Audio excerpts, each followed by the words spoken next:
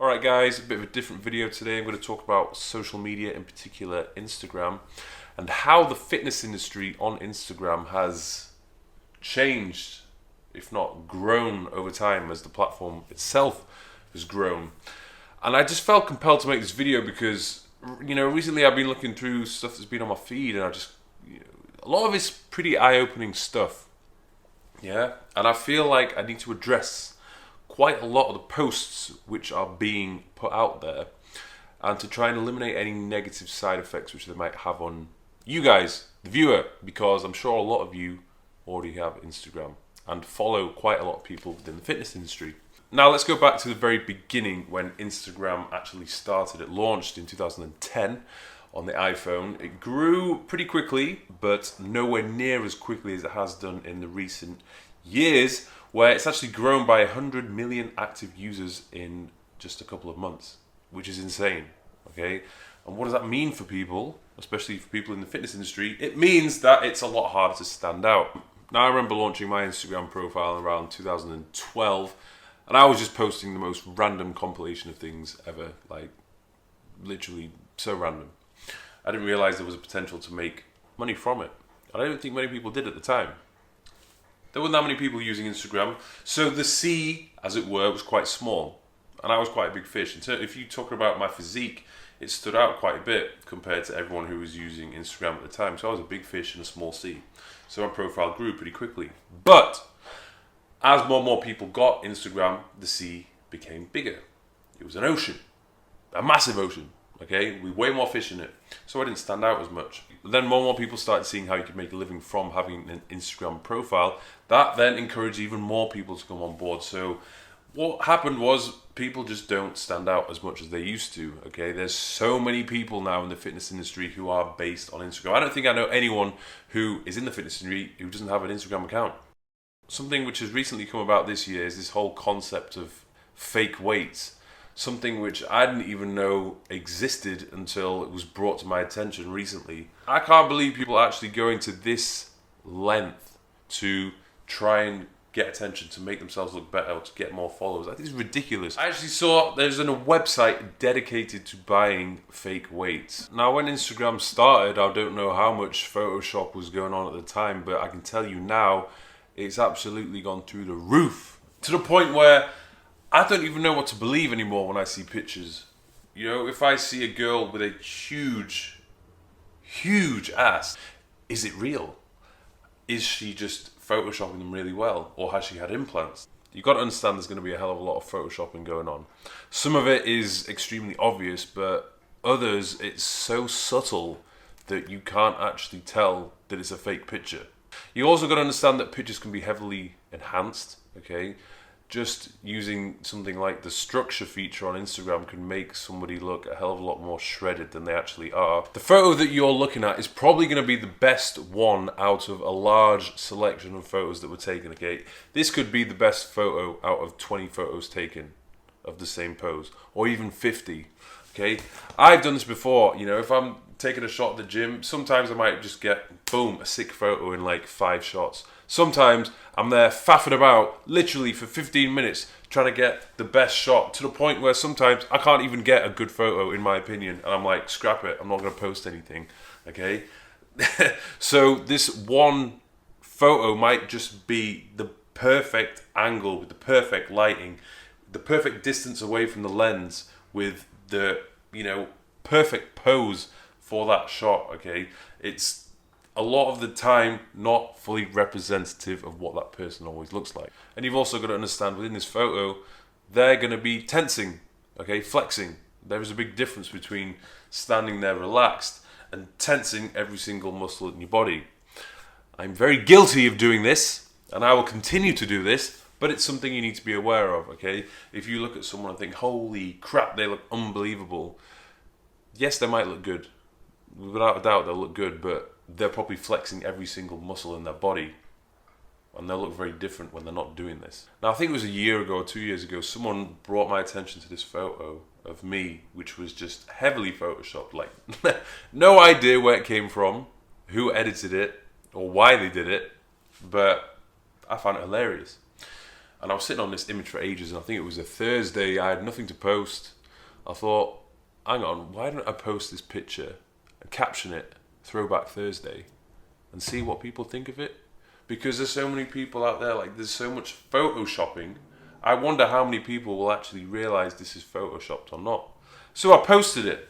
Now I think this photo had over 500 comments or so. A lot of people saw the funny side of it and were like, ha ha ha ha, very funny. But there was an alarming amount of people who didn't, who just thought it was normal. Great pic. Enjoy yourself while you're on vacation. It is a great way to relax. What the hell is this for real? Haha, it looks like my son's Stretch Armstrong toy. Real inspiration. It looks so fatty and not good to you. Change to normal mode. So there was a hell of a lot of people who actually thought this picture was real. Which, to be honest, I thought was pretty surprising, because I thought it was clearly obvious this wasn't real, but there were so many people who were just like confused by it and thought, like, Mike, did you actually used to look like this? Like, what is going on? Like, and there was another photo of me crouched over doing a sprinting pose, and then somebody somewhere decides to grab this photo, mirror it, make my arms absolutely ginormous, change my hair, change my face, because apparently my hair was too thin and my face wasn't good enough, and created this absolute monster. But then this photo went absolutely viral. Like, I mean, the people that followed me were tagging me in it, but a lot of people were just like, whoa, who's this guy? Like, this guy has crazy arms. And it literally did the rounds. The amount of times I saw this shared on all these big bodybuilding pages was crazy. I mean, you can see it's clearly photoshopped because of the bars are bending. But I mean, this is my point. Like, this photo was shared so many times, just giving these false expectations of how big you can get. This photo, this person doesn't exist. And then it makes me think, like, well, if that was a photoshopped picture of me, a heavily photoshopped picture, all these images that you're sharing on this page, what the hell is real and what's not real? Like, what the hell is going on? I also want you guys to be very careful when it comes to purchasing products, services from a lot of these fitness individuals, okay? You need to know that they're out for your money at the end of the day. There are some people out there who genuinely do care about their customers and their clients, and they want them to get results. And then there's others out there who generally just do not care. They just want your money, and that is that. So you need to do your research. You need to do a few background checks on this individual. See, yep, you can probably have a look at some transformation photos, but that's not going to be enough for me. If I'm going to purchase something from someone, I will have a look at what they're doing on different platforms. So if they're silent on Instagram, I want to hear them talk. I might go onto YouTube, see if they've got anything on YouTube, or Facebook if they've done any videos. If that person is silent, I haven't heard them talk, then I don't want to buy anything from them. I want to know if they actually know what they're talking about. I also want to know if I'm actually going to be working with that person directly. The amount of people out there now who are online coaches, including me, are they really skilled enough to be an online coach? Yeah? Because the barriers to entry to be an online coach now are almost zero.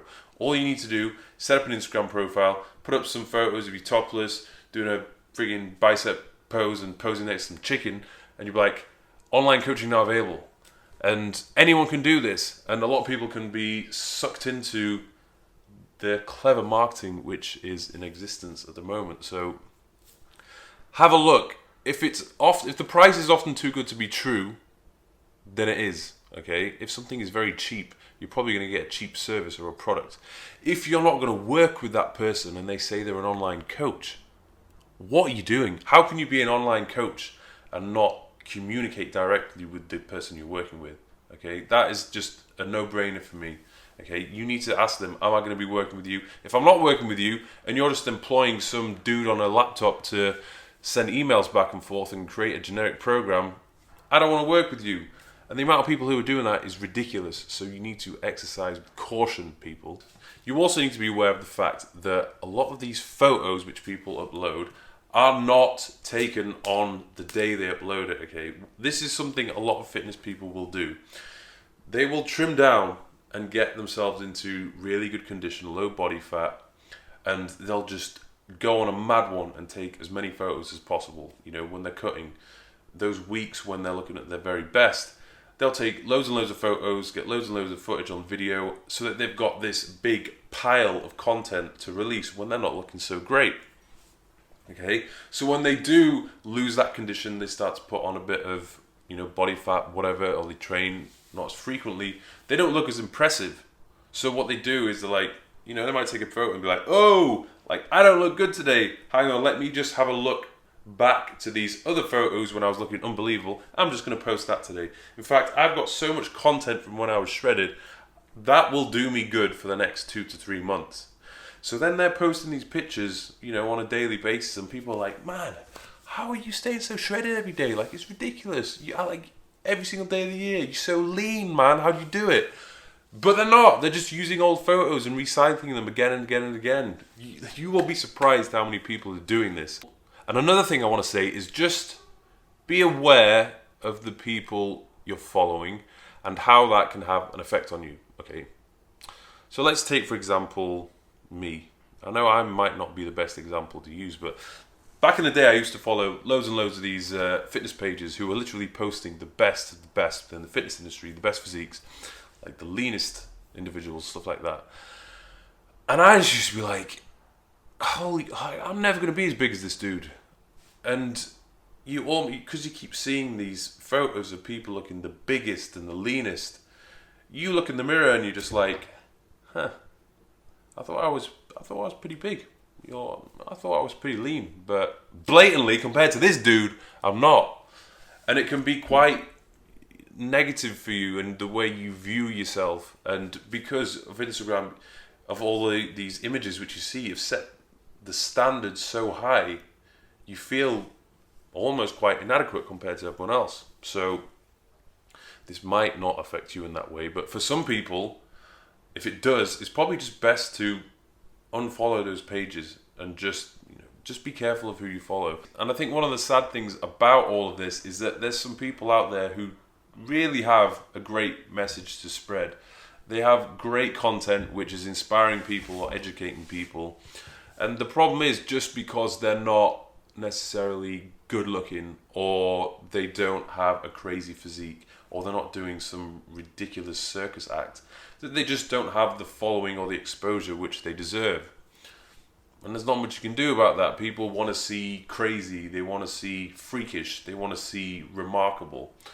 And I just think if you are in a position where you have that many followers, you really should be a good role model, and you have to really be aware of what your posts or what the effect of your posts can have on a lot of people who are watching. I just felt like I needed to get that off my chest. There's just some weird things going on Instagram, and I wanted to share it with you. So I hope you enjoyed it. Let me know if there's anything else you want me to discuss, because this could be a regular thing if you want me to do things like this. If not, I'll get back to my traditional educational videos on training and nutrition. So I hope you enjoyed. Don't forget to subscribe, and I'll see you soon.